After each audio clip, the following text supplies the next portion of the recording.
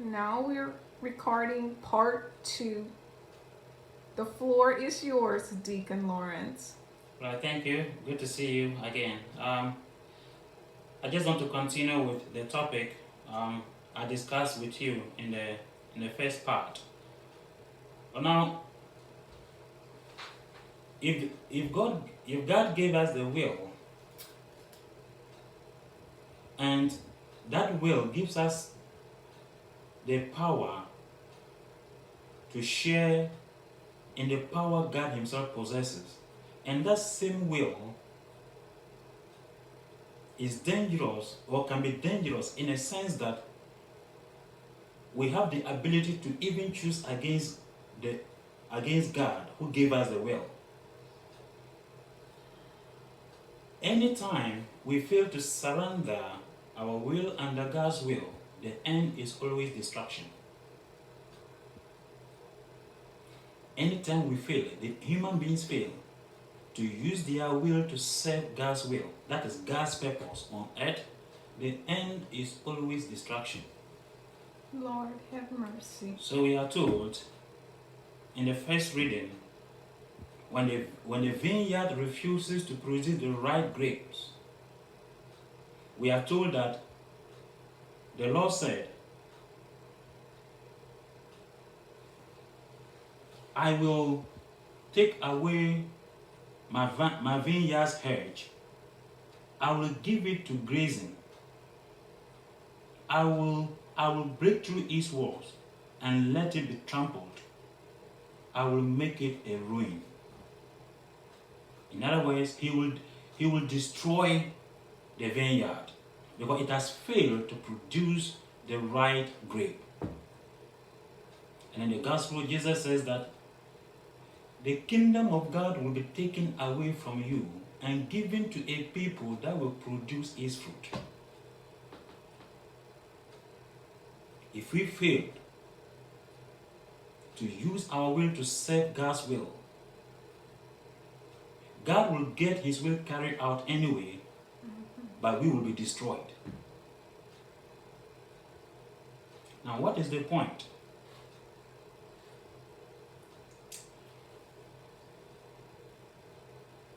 Paul tells us in the second reading, Paul kind of gives us the solution. And he tells us that we have to first of all take care of whatever will get into the subconscious mind, the heart. And how do we do that? Paul tells us that whatever is true, whatever is honorable, whatever is just, Think on those things. whatever is pure, whatever is lovely, whatever is gracious, if there is any excellence, and if there is anything that is worthy of praise, these are the things we should be thinking about. Yes. Thinking in the conscious mind is the gateway to get things into the subconscious mind, the heart. Whatever we keep thinking about, it finds its way into the heart, and that becomes our life. So if we keep reading dirty books, if we keep watching dirty things, if we keep listening to dirty things, dirty music, they find their way into our heart, the subconscious mind. I want to share a story with you. About 6-7 years ago, when I was in a seminary in Ghana, when I was studying philosophy, I had a friend, and the two of us decided to acquire knowledge. We could read any book we lay our hands on. One time I got a book, I downloaded a book. I do not want to mention the name of the book because I don't want you to go and look for it, and I will be responsible for your fate. But the center of the book was that the author was claiming that there has never been the incarnation of Jesus, that God never became man. And he was tracing almost everything in the New Testament to Egyptian mythology. Have mercy. I knew the danger the book was causing to my faith, but I couldn't just put it down. I read the book from beginning to end. It was the fall semester, so I went home for Christmas break. During Christmas, it was like nothing was happening. The joy and the excitement I used to get at Christmas, everything was gone. Really? Because the book shook my faith. And once your faith in the incarnation is shaken, everything of the Christian faith will shake.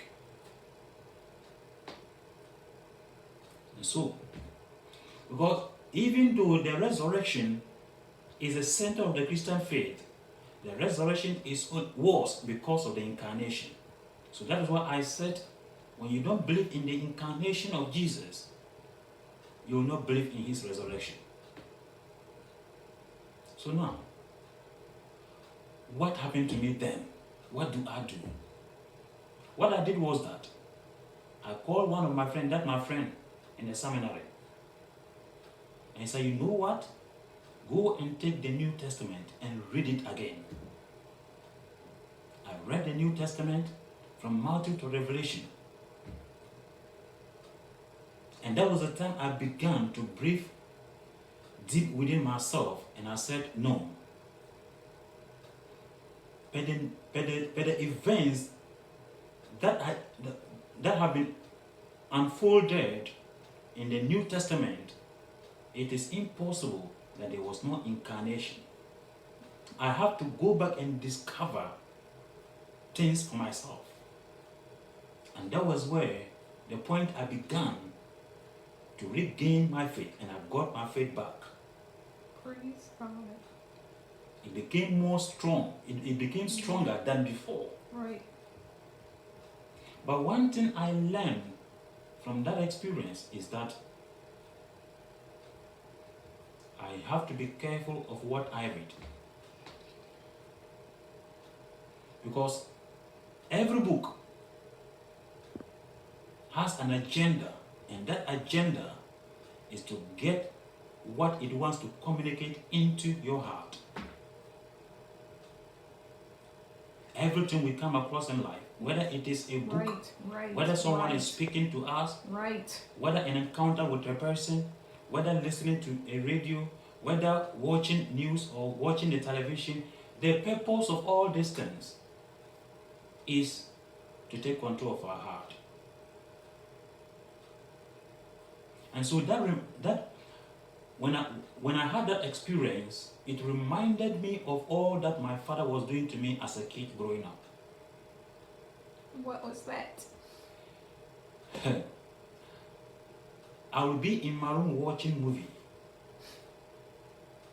My dad will come in and notice just to see the kind of movie I was watching.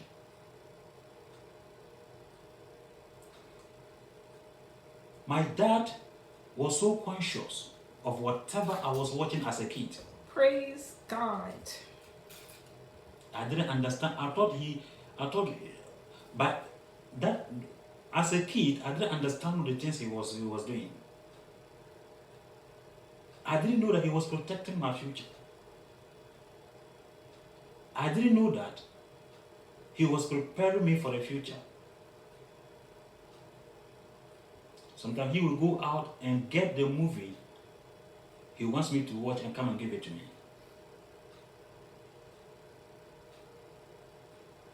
And he keeps on telling me, read the Bible. Read the Bible, especially the letters of Paul. If you want your faith to be strong, read the Bible. Praise God. I didn't just read the Bible because my dad was telling me to read the Bible. But he himself at sunset, you see him seated reading the Bible.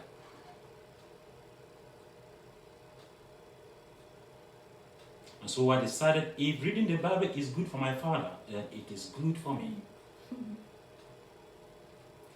That is a good media. My father was a good media. Praise God. He was a good mediator. Yes. That is why Paul says that in the second reading, whatever you have learned and received and heard and seen in me, do that. And the God of peace will be with you. Yes. We need mediators like St. Paul. Yes. And this is the purpose of parenting.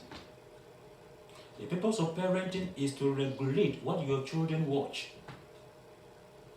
The purpose of parenting is to regulate what your children read. The purpose of parenting is to regulate the things they listen to. Because that is the best way to prepare them for the future.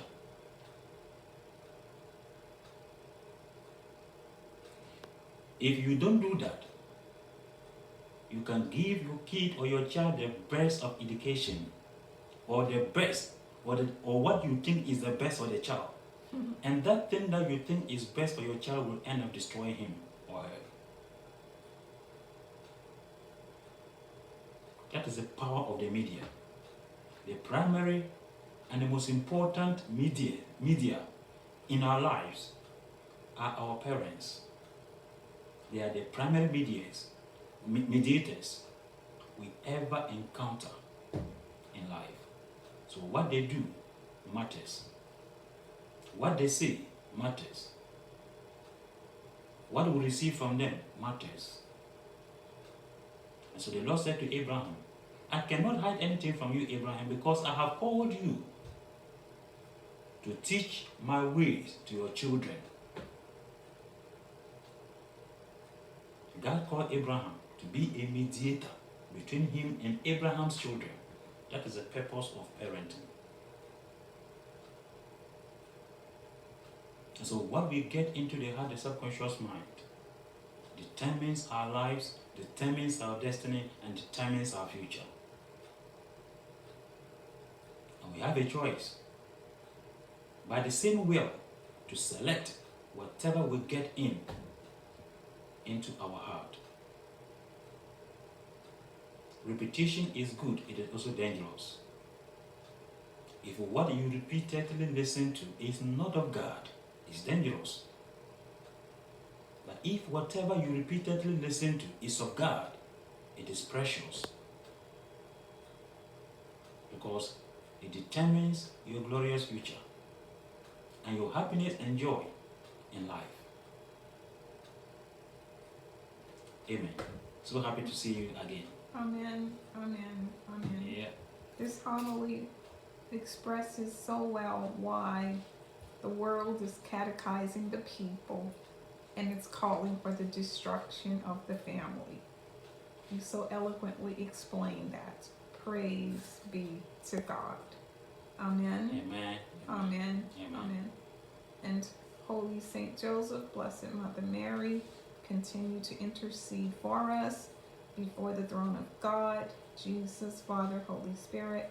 And we beg mercy upon this world. Mercy, may the mercy of God set us free and save us. Amen. Amen.